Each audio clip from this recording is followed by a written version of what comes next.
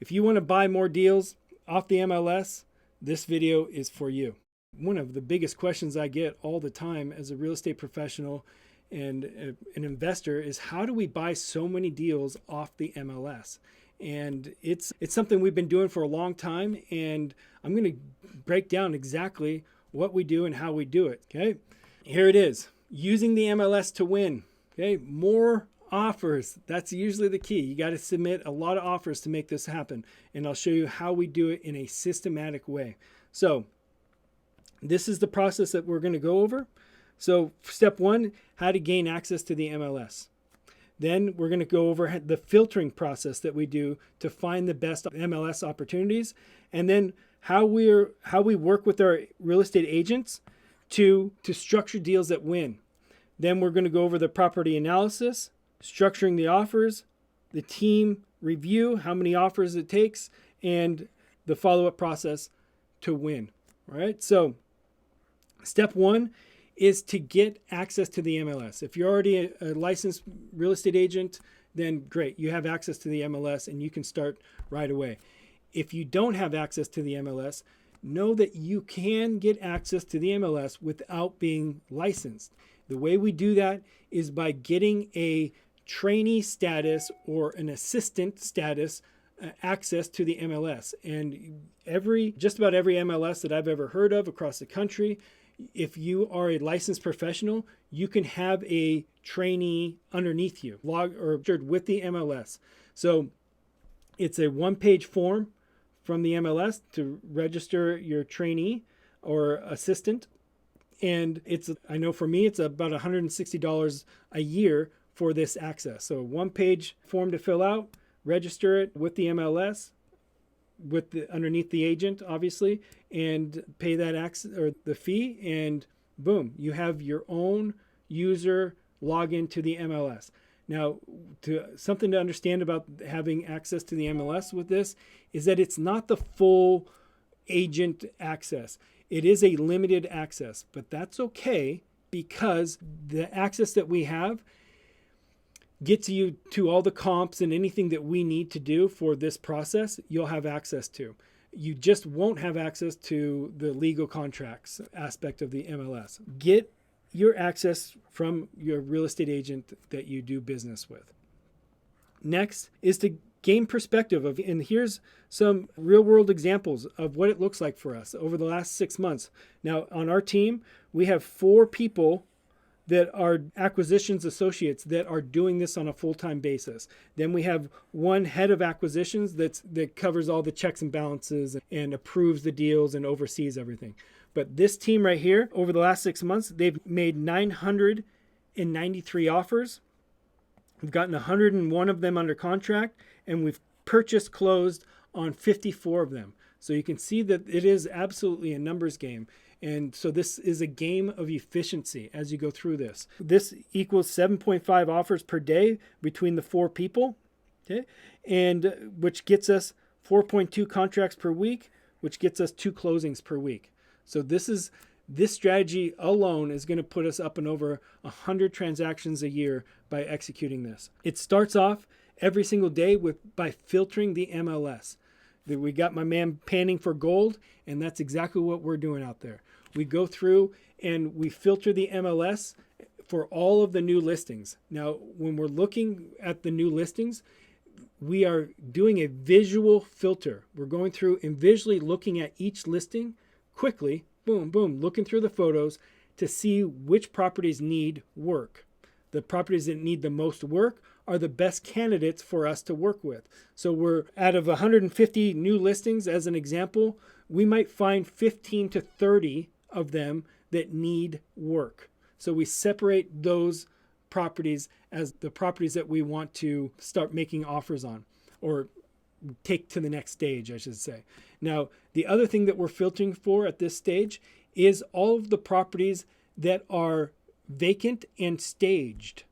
Because if they're vacant, fixed up, and staged, then that typically means that they have been flipped. An investor probably purchased it, put the work into it, and is now selling it. And we loved separating those because that's how we build our buyers list. We want to always keep an eye on who in our marketplace is producing vacant, fixed up listings that are staged, right? They are playing the game. And that's, again, how we're going to consistently keep in front of buyers all the time. Filtering the MLS every single day starts right here. Now, what we don't do is we don't use traditional filtering. A lot of people out there will say, oh, I got my filters set up for cash offers or investor specials or bring your imagination, estate sales, or this property needs TLC, anything like this. Those, just know, like, those are the properties that all investors are looking after. And you will miss opportunities if you're only looking at these search filters. We look through all of them, again, to visually see if they need work. If they visually need work, then we're going to be talking with them. And it might surprise you that not all agents will use these type of keywords on properties that need work. So just make sure you're not missing out on opportunities by having the wrong filters or even using filters. We go through each and every one with this critical thought. Once we do that, and we have identified the 15 or 20 properties that need work, then we go to the next step of filtering. And what that looks like is that we call the real estate agent to then understand if there's any hidden motivation going on with the seller. Is there something going on with what are the reasons why they're selling it? Are they interested in working with an investor, all cash offer? We're trying to build rapport. The biggest key here is building rapport with the agent. That's the number one goal here. Now, this is also, again, another filtering spot. So let's say we have 15 properties that need work. By the time you call all 15, you'll probably be left with about 5 or so, maybe between 5 and 10, that where the agent actually picked up the phone, you're having a productive conversation, and they are willing to work with you as an investor. The rest of them get pushed to the side for now, okay? But you want to focus in on the agents that want to work with you, that are friendly with investors, and are ready and willing to take action, especially if you can uncover any motivation, hidden motivation from the seller. And that all comes from the quality of conversation that you have with that real estate agent. So this, again, this is the second filter. The first filter, the visual. The second filter here is the phone calls. And then when that leaves you with between 5 and 10 properties, those are the properties that you want to focus your time on and do your desktop analysis, okay? And you want to communicate with the agent, what are the benefits of working with us? We want to make sure that they're really clear. And so some of the things that we'll talk about is that we want them to make as much commission as possible. We want them to make as much commission as possible. The way we do that is ask if they're interested in representing our offer. So again, we're stacking commissions here, and we'll talk more about that here in a second. We want to talk to them about a long-term relationship. We're not just flying, sending out offers and burning bridges or anything else like that. No, we're here to communicate, build long-term relationships with agents that want to do multiple transactions a year with us. Let them know that we are an all cash, that we follow up on all of our offers. It's not just here's an offer and we walk away. There's a follow-up process. There's a distinct follow process that we go through to make sure that we give ourselves the best chance to win. And this is the classic line in our office is we want to set a goal to do 5, 6, 7 transactions with this agent in a year. Because when you start doing the math, this can be a very profitable relationship if done right. And what do I mean by that? Is that we have to understand, like, the agent, number one, they don't make all of the commission. Okay. A lot of people oversimplify how an agent gets paid. And for those of us that are licensed, we definitely know that unless you work for a 100% commission brokerage, which is great if you do, but a lot of the agents that are out there, they're doing 70-30 commission splits or 80-20 or some version of this. So they're not making all that commission. And all that commission then goes to the broker, and then the broker pays the agent. So again, you have to understand that the agent's not making all this money. So it's to get them to understand, hey, we want you to make as much money as possible. We understand. And so we're very friendly to commission stacking. So commission stacking looks just like this. You double siding the commission. So on the buy side and on the sell side, if they get paid for having the listing and then they get paid for representing our offer, doubles their commission. So in this one simple example of a $200,000 sale, they're going to make $10,000 on that one buy side, which is wonderful. But that's only part of the story. Because we're buying these properties, closing on them, and fixing them up and then selling it, there is a list back opportunity. So again, we buy it over here and have them represent our offer, so they're making more. But then after we fix it up and then sell it, we talk to them about listing the property. So we buy it for $200, we sell it for $350. They get the 2.5% list back. That's another $8,700, right? So they're walking away from this one transaction with 3 different commissions totaling just under $19,000. How many of those do you need to do with an agent before they're making well into the 6 figures? Not too many, right? So you want everybody to know, dude, we want our agents to make as much money as possible. The more money the agent's going to make per transaction with us, and the easier we make the transactions, the more likely they are to bring more deals to us. So having this type of conversation up front and aligning yourself with the agents that get this is a huge difference maker. So it's a massive advantage on how we approach it. Now, keep in mind, like all of this that we're doing, it's a numbers game. And we tell that to the agents, hey, we need to reverse engineer our offer. So it starts with ARV comps. We're looking for as-is comps, and we need to apply our repairs. So our repairs for a light renovation is about $30 a square foot for carpet, paint, light type of renovation. The more extensive the rehab is, the more will go to $40 or even now $45 a square foot for the renovation costs. Then we'll add on if there's additional, like a roof or windows or foundation, that would be the cost factor of $30 or $40 a square foot plus this factor and this factor. That's how we get to our rehab number without even leaving our desk. Okay, so we're using these factors again as a simple ballpark to draft our offers. Once we do that, we plug that into our deal analyzer here, and this is our deal analyzer. So we got our comps on one screen, our deal analyzer on the other screen, and we get to talking with the real estate agents. Then as we're structuring our offers and we're having a verbal conversation with the agent, again, no paperwork, we didn't submit an offer yet. We're just at the verbal stage of this process. Once we get to this spot, we are quite frank with the real estate agent and let them know, hey, we're not always going to be the highest offer. We don't win because we're the highest offer. The way we win our transactions is by being more accommodating to the other challenges that can exist in a transaction. So if there's tenants in there, we have solutions to work with the tenants, or by having fewer contingencies than anybody else, or adjusting our earnest money deposit so it is very accommodating to them. Talking to them about a quick close or a longer close. We can close on their timeline. Okay?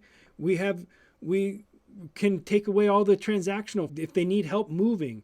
What problems can we solve to make our terms more attractive than just the money? It's not always just about the money.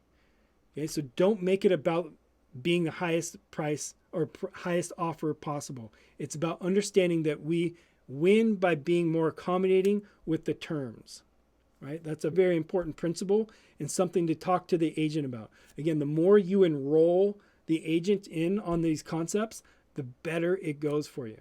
So after we do this, We also talk to them about a tiered listing structure. The way this works is that sometimes the real estate agent will think, hey man, you're going to sell this property for, or if you give me the list back, I'm going to be able to sell it for $760,000. And even though the comps that we're looking at are more like the 700 range, but the agent's being really aggressive on their opinion of the exit value.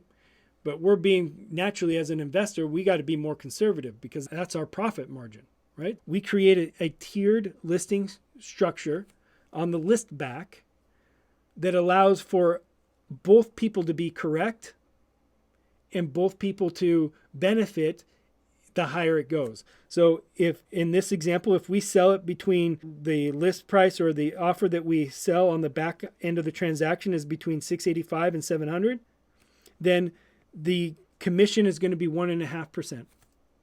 But the more that the offer goes up, the more the listing commission goes up so that they make more. So our profit, if on this example, if we land at the 700 value that we think we are, then our profit is here and the agent's profit is there.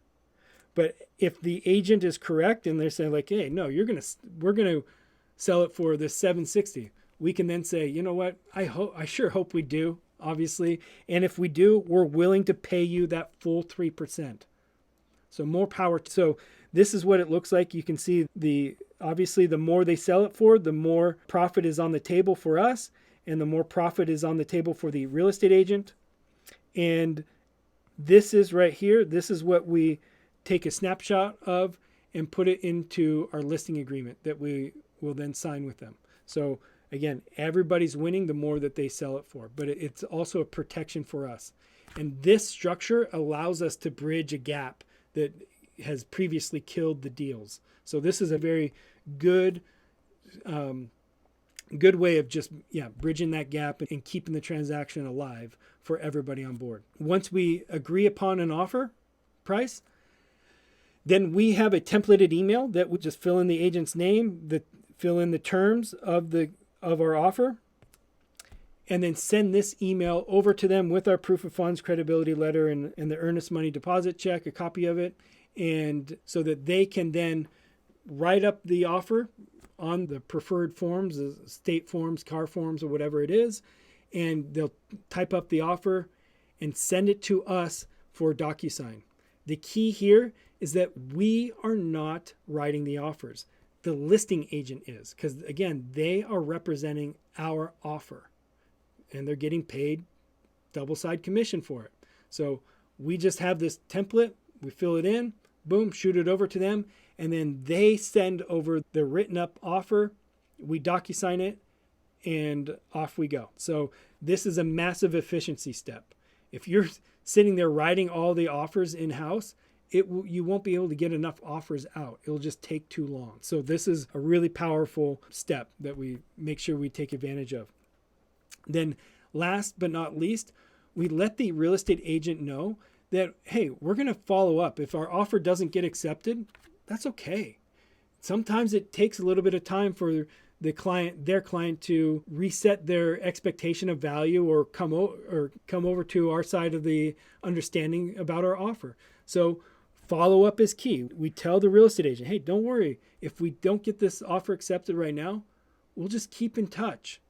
And if we can make it work down the road, wonderful. We're always here for you. Whatever we can do to help support you in getting our offer made so that you can make the more commission, the better.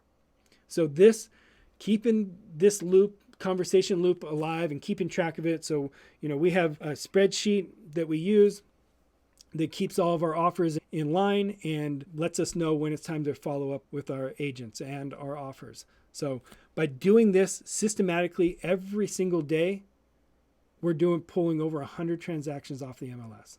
It's absolutely incredible. So if you like this, if you want to know more about how we do this, if you want all of the detailed scripts, analysis, spreadsheets, our deal analyzer, all of that, come join us over at the 80/20 Momentum group. We have a Facebook group where we have a ton of content. We're teaching this across the country to all of our high-performing clients. So there's more information here. and more ways for you to win off the MLS and make it as easy as possible. So hope you got some value out of this. I look forward to seeing you on our next video.